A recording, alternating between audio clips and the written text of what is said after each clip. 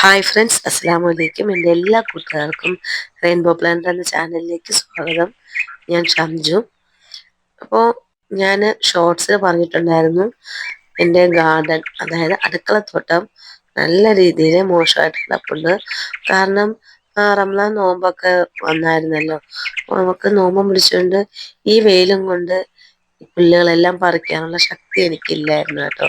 വീട്ടിലെ കാര്യം, മക്കളെ കാര്യം എല്ലാം കൂടെ നോക്കി ഈ ഗാർഡനിലും വൃത്തിയാക്കി നോമ്പും പിടിക്കാനുള്ള ശക്തി എനിക്കില്ലാത്തത് കൊണ്ടാണ് കേട്ടോ. അപ്പോൾ നോമ്പിന് മുമ്പൊക്കെ ചെറുതായിട്ട് വരുന്ന പുല്ലുകളെല്ലാം ഞാൻ കൈകൊണ്ട് തന്നെ അങ്ങ് പറിച്ച് കളയാറുണ്ട്. അതുകൊണ്ട് ഇത്രമാത്രം ബുദ്ധിമുട്ടുണ്ടായില്ല കേട്ടോ. അപ്പോൾ ഇതിനൊരു പരിഹാരം നമ്മൾ കണ്ടെത്തിയിട്ടുണ്ട് കേട്ടോ. പക്ഷെ വേറൊരു കാര്യം എന്താ, ഇപ്പോൾ പണിക്ക് ആളെ കിട്ടാനില്ല. നമ്മളിവിടെ ഒന്ന് വെട്ടി വൃത്തിയാക്കാൻ എനിക്ക് ഈ ഗാർഡൻ തന്നെ ശരിയാക്കി തന്ന ഒരു മാമനുണ്ടായിരുന്നു കേട്ടോ. ആളിപ്പോ ഭയങ്കര ബിസിയാണ്. ഒരുപാട് തവണ വിളിച്ചു നോക്കി. അപ്പൊ ഇവിടെ ഇന്റർലോക്ക് ഇടയാണ് കേട്ടോ, മുനിസിപ്പാലിറ്റിക്കാർ തന്നെ നമ്മുടെ ഏരിയയിലൊക്കെ ഇന്റർലോക്ക് ഇട. അപ്പൊ അതിന്റെ കൂടെ ആൾ നിൽക്കുന്നത് കൊണ്ട് വരുന്നില്ല.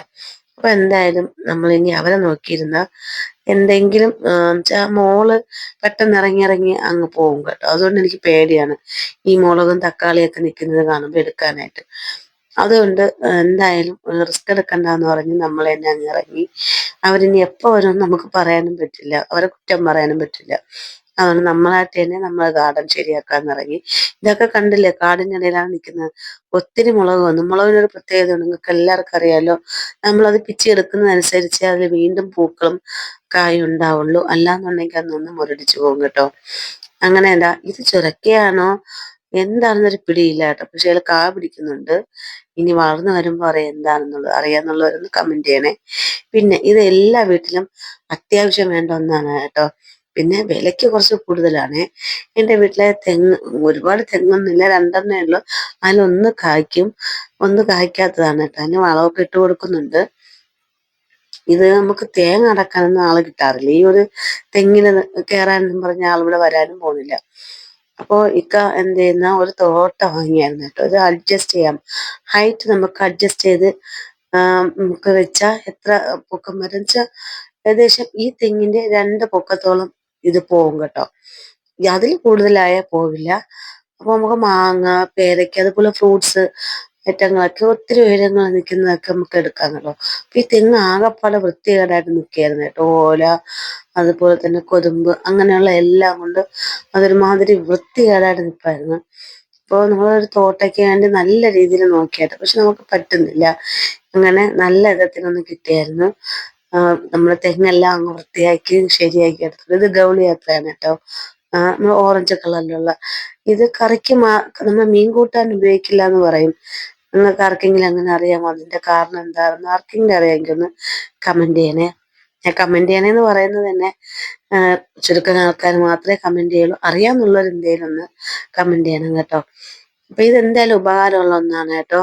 നമുക്ക് അല്ലെങ്കിൽ തെങ്ങ് കയറാനൊന്നും നമ്മളെ കൊണ്ടത് ആർക്കും അറിയില്ല. ഇക്കാക്ക ഇവിടെയുള്ള ആർക്കും അറിയുകയും ചെയ്യില്ല. ഒരു ദിവസം ഒരു ചേട്ടൻ എൻ്റെ മുകളിൽ ഏണി വെച്ച് കയറി ഏണി ചറുക്കി ആളവിടെ ഇരുന്ന് അവസാനം ഇറങ്ങി നിന്നപ്പം കാലെല്ലാം കൂടെ ഉരഞ്ഞ് ഒരു പരുവായി കേട്ടോ. അപ്പൊ അവരെ രക്ഷിച്ചത് എന്നെ മുറിവുട്ടിയുടെ ഇലയാണ് കേട്ടോ. അതിങ്ങനെ അതിൻ്റെ ഇടയിൽ ഓർമ്മപ്പെടുത്തുകയാണ് കേട്ടോ. അപ്പോൾ നമുക്ക് അറിയാൻ പാടില്ലാത്ത പണി നമ്മൾ ചെയ്യാതിരിക്കുന്നതാണ് ഏറ്റവും നല്ലത്. കളിയാക്കിയൊന്നുമല്ല, ഞാൻ പറഞ്ഞതാണ് കേട്ടോ. അപ്പോൾ ഇത് നമുക്ക് ഈ ഒരു സാധനം ഏറ്റവും ബെസ്റ്റ് ആണെന്ന് തോന്നി. നമ്മളത് വാങ്ങി 5 എണ്ണം ആവശ്യത്തിന് മാത്രം അടർത്തു, ബാക്കി അവിടെ തന്നെ നിൽക്കട്ടെ എന്ന് വിചാരിച്ചു കേട്ടോ. ഇതാണ് നമ്മൾ മാറ്റം വരുത്തിയത്. ഇതിന്റെ തുടക്കം ഇത് കടയിൽ വരുന്ന പാർസൽ വരുന്ന കവറാണ്, ചാക്കാണ് കേട്ടോ. അതിനെ നമ്മൾ 3 സൈഡ് കീറിയിട്ട് നീളത്തിന് വിരിച്ചു. അല്ലാതെ വേറെ ഒരു വഴിയും നമ്മൾ കാണുന്നില്ല. കാരണം ഇതിങ്ങനെ ഈ പുല്ല് ഇങ്ങനെ വളർന്നുകൊണ്ടിരിക്കും. ഞാൻ ഈ പിക്കണം, വീണ്ടും പോവും, വരുത് അവിടെ എവിടെയെങ്കിലൊക്കെ നിന്നാലും കുഴപ്പമില്ല. ഇത് അവിടെ മുഴുവൻ ഇതിങ്ങനെ വന്ന് എനിക്ക് ഇൻട്രസ്റ്റ് പോകുന്നല്ല. നമുക്ക് നമ്മുടെ ആരോഗ്യം കൂടെ നോക്കണമല്ലോ.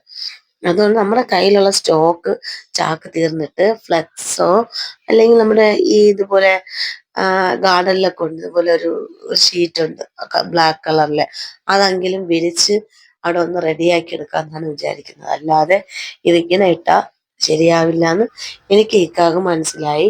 ഇത് ഓരോ സൈഡും ചെയ്ത് കറിയാണ്. അപ്പോൾ ഫുൾ അത് ആയതിനു ശേഷം സെക്കൻഡ് പാർട്ടായിട്ട് ഞാൻ ഇടാൻ കേട്ടോ. അല്ലാതെ നമ്മൾ ഇങ്ങനെ വിട്ടാൽ നമ്മൾ ആരോഗ്യവും നഷ്ടപ്പെടും, കൃഷി ചെയ്യാനുള്ള ഒരു ഉത്സാഹം എൻ്റെ കൂടെ നിൽക്കുന്നവർക്കും കൂടെ പോകും കേട്ടോ, അതായത് എൻ്റെ ഇക്കാക്ക്. അതുകൊണ്ട് നമ്മളത് ബുദ്ധിപൂർവ്വം ഇങ്ങനെ ചെയ്തു. അപ്പോൾ നിങ്ങൾക്ക് അങ്ങനെ ആർക്കെങ്കിലും ഇങ്ങനെ ചെയ്യണമെന്നുണ്ടെങ്കിൽ ചെയ്യണം കേട്ടോ. ഇത് ചാക്ക നമുക്ക് ചുമ്മാ കിട്ടുന്ന ചാക്കാണെന്നുണ്ടെങ്കിൽ ഇതുപോലെ ഇട്ടാൽ ഏറ്റവും ബെസ്റ്റ് ആയിരിക്കും. അപ്പോൾ എല്ലാ കൂട്ടുകാരും സബ്സ്ക്രൈബ് ചെയ്ത് സപ്പോർട്ട് ചെയ്യണം. Okay, thank you.